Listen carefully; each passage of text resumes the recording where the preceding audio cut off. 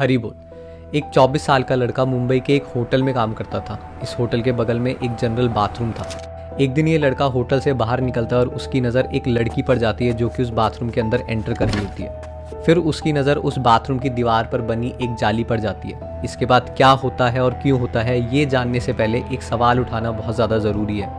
हमारी आंखों के सामने जो कुछ भी आएगा वो हमारे कंट्रोल में नहीं है, लेकिन हम उसके ऊपर अपनी नज़र बना के रखेंगे या उसके ऊपर से अपनी नज़र हटा लेंगे। क्या ये हमारे कंट्रोल में है या नहीं?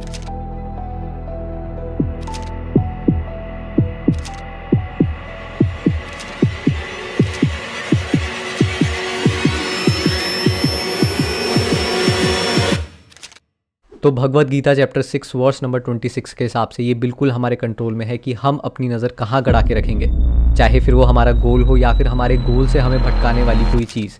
कैसे, वो हम आगे सॉल्यूशंस में डिस्कस करेंगे। लेकिन उस लड़के के साथ ऐसा नहीं होता।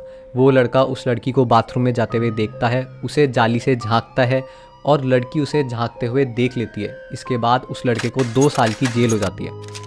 तो आपको क्या लगता है, क्या उस लड़के को नहीं पता था कि उसके इस काम का अंजाम क्या हो सकता है? वो फिर भी खुद को क्यों नहीं रोक पाया? आखिरकार क्या दोष है हमारी नज़रों में? क्यों हम किसी सुंदर लड़के या लड़की को देखते हैं तो उसके ऊपर से नज़र नहीं हटा पाते? क्यों उसको बार बार देखने का मन करता है, कभी सामने तो कभी फ़ोटो पे?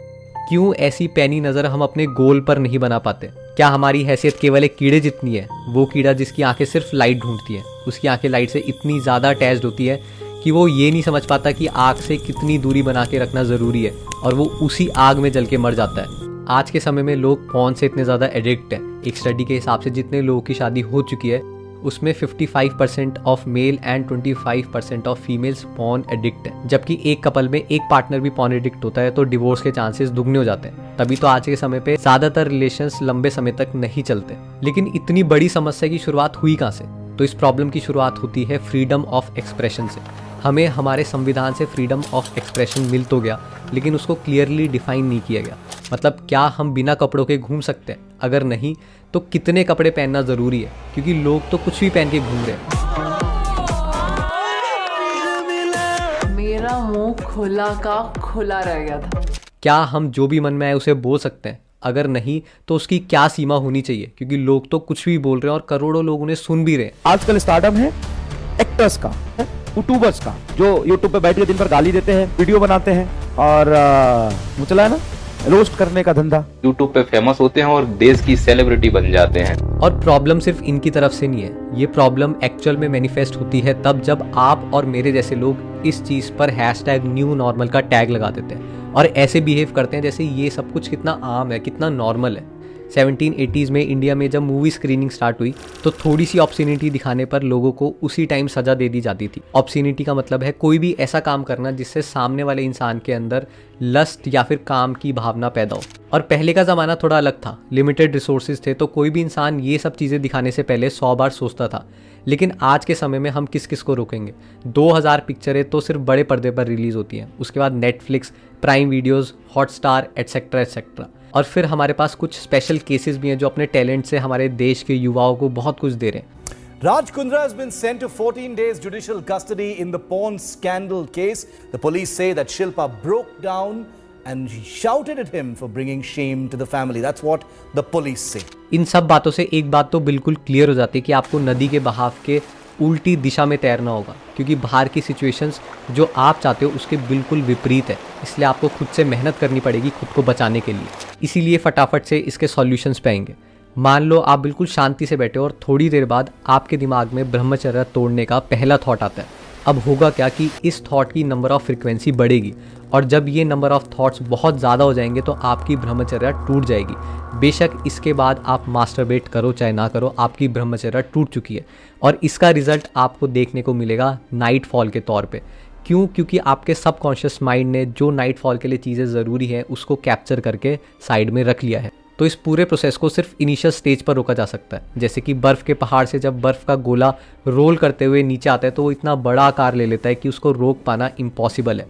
इस बर्फ़ के गोले को सिर्फ तभी रोका जा सकता है जब वो अपनी इनिशियल स्टेज पे है, उसका साइज़ छोटा है। Bhagavad Gita chapter 6 verse number 26 में भगवान कृष्ण अर्जुन को कहते हैं, यतो यतो निश्चरति मानसः चंचलम अस्थिरम ततस्ततो नियम ये तद आत्मनेवा वशम नयत।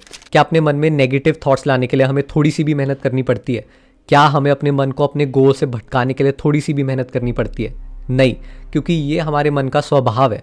बहुत सारे लोग ये सोच सोच के परेशान हो जाते हैं कि हमारा मन हमसे बहुत गलत काम करवाता है और इसी वजह से वो लोग डिप्रेशन में चले जाते हैं।